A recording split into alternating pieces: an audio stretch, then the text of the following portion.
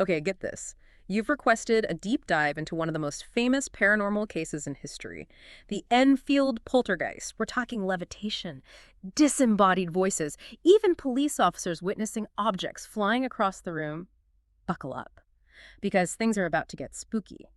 It all went down in 1977 in a seemingly normal council house in Enfield, North London. At the center of it all was the Hodgson family.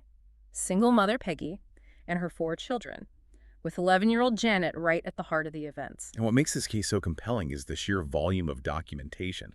We're not just talking about a few ghost stories whispered around a campfire here. We have police reports, journalists' accounts, and hundreds of hours of recordings from paranormal investigators. It's an absolute treasure trove of evidence for anyone interested in the unexplained. And you'll be surprised to learn about the intense scrutiny this case faced. Not everyone was convinced. In this deep dive, we'll delve into the evidence, the skepticism, and what makes this case so compelling even decades later. Ready to dive in? So let's start at the very beginning. The initial events at 284 Green Street were seemingly innocent.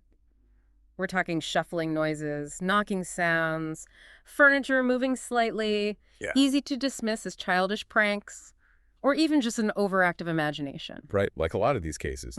The family's initial reaction was to try to rationalize it, especially Peggy the mother. But imagine the growing unease.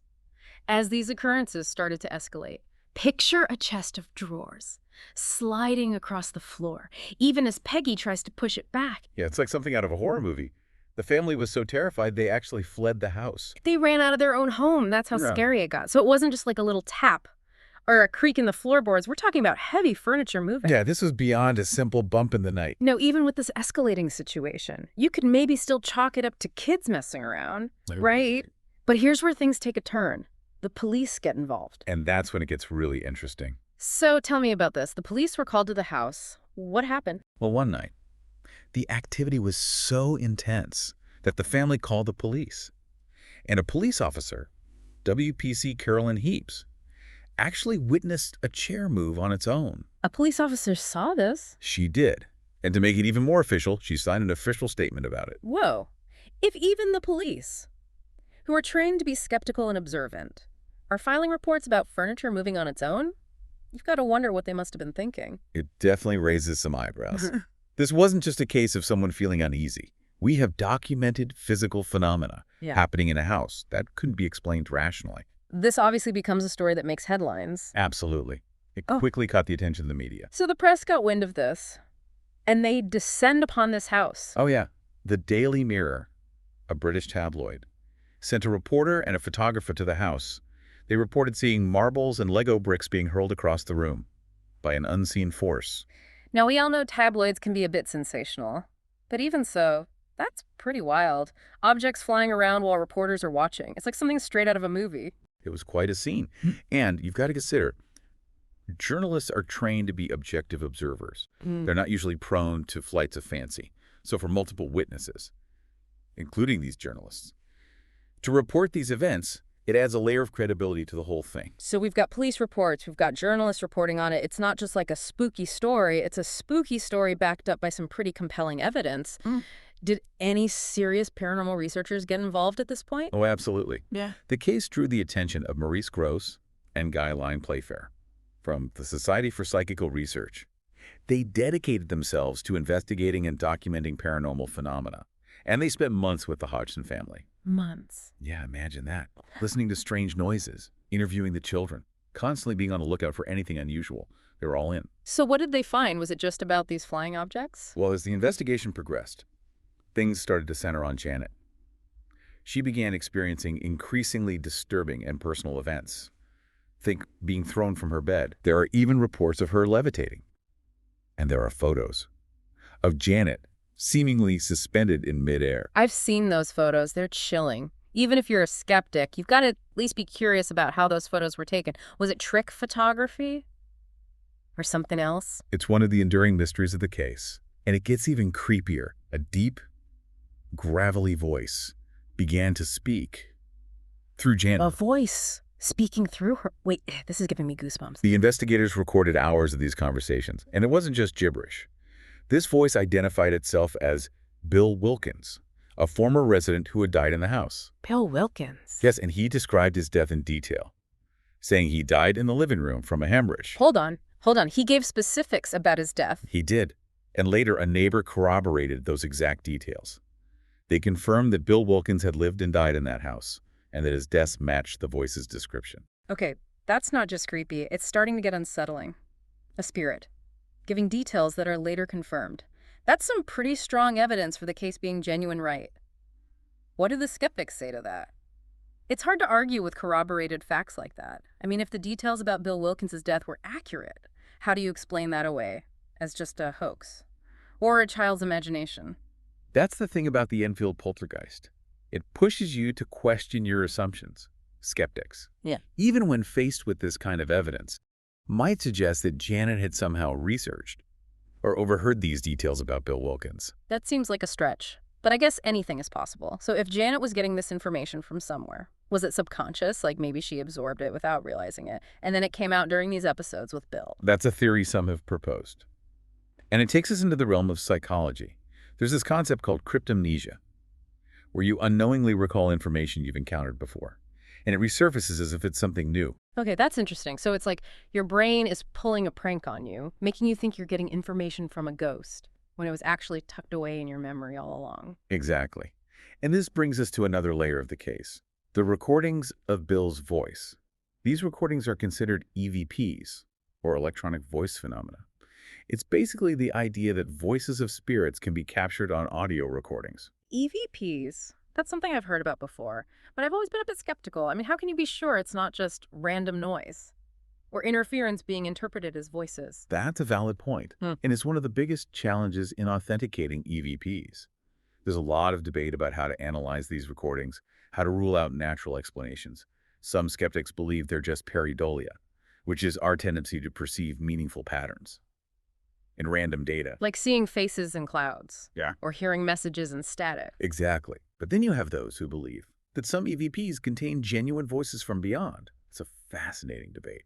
And the Enfield Poltergeist case has some compelling EVP recordings. So we've got documented physical phenomena, corroborated details about a deceased resident, and these intriguing EVP recordings. It seems like a lot to dismiss as just a hoax, even if Janet might have exaggerated or embellished some details. And that's where the case gets really complex. Some investigators suggest that even if some events were fabricated or influenced by Janet's imagination, it doesn't negate the genuine phenomena witnessed by others. So you're saying it could be a mix of both, real paranormal activity happening alongside some degree of trickery, or even unconscious influence from Janet. Exactly. It's not a black and white situation. And that's what makes it so challenging to definitively say hoax or genuine haunting.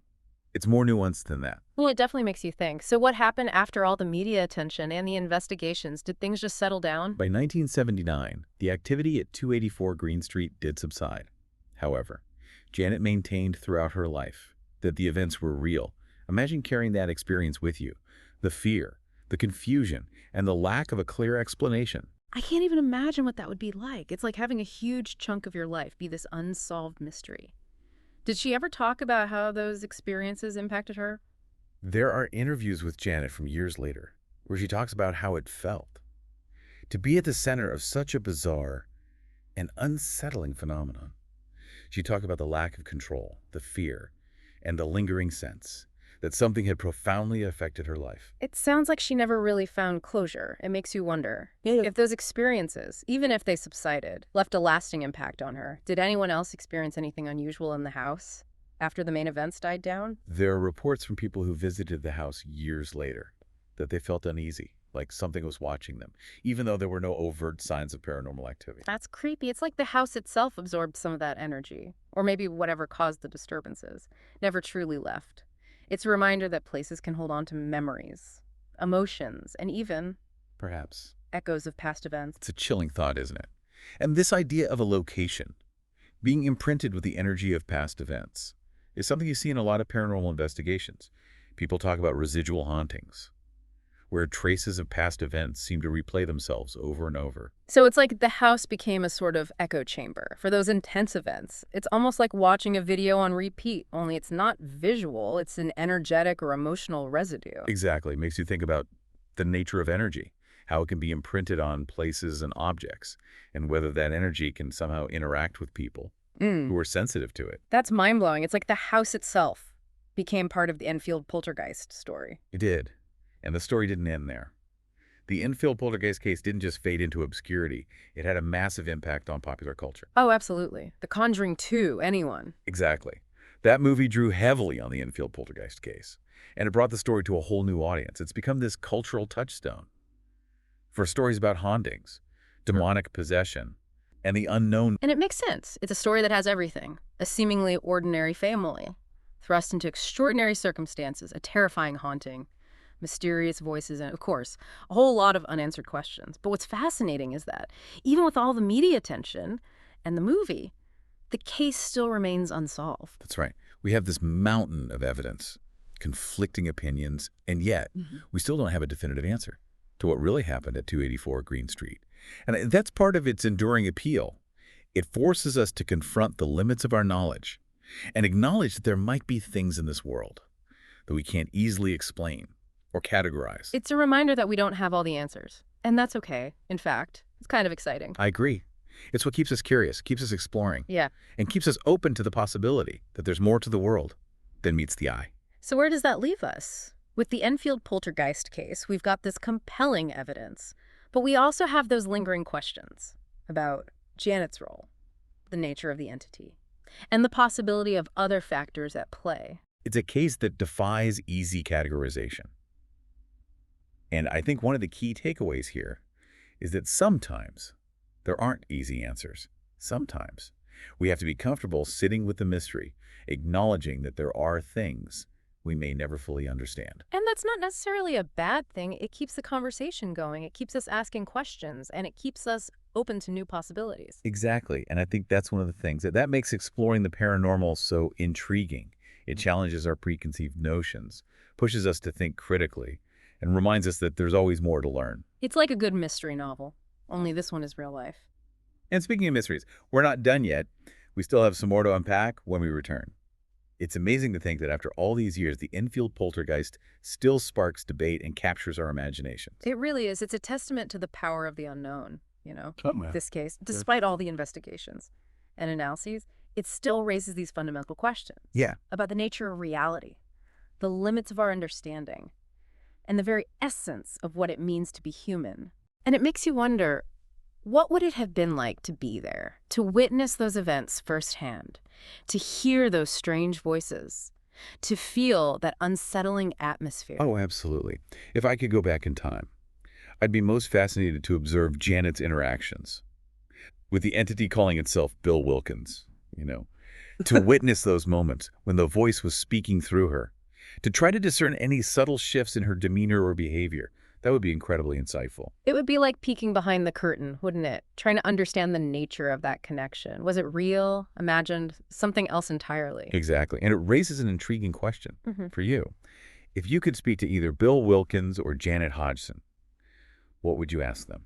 That's a tough one. If I did speak to Bill, I think I'd ask him what his intentions were. Was he trying to communicate a message? Was he seeking help? Or was he simply trying to cause chaos and disruption? Interesting. What about you? That's a good question. What about Janet?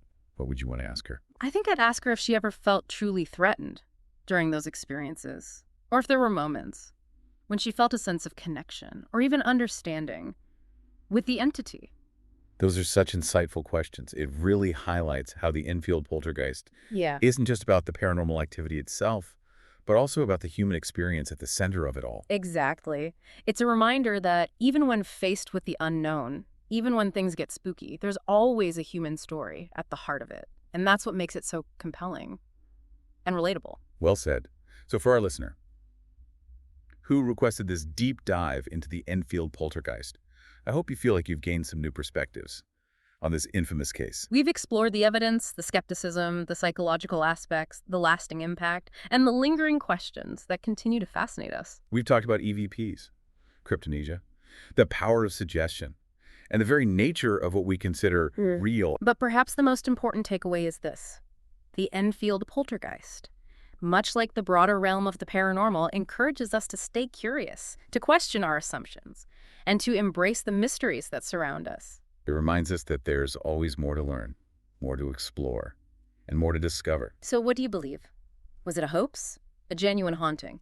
or something else entirely? We leave that for you to decide. Keep exploring, keep questioning, and keep an open mind. And who knows, maybe you'll uncover some mysteries of your own.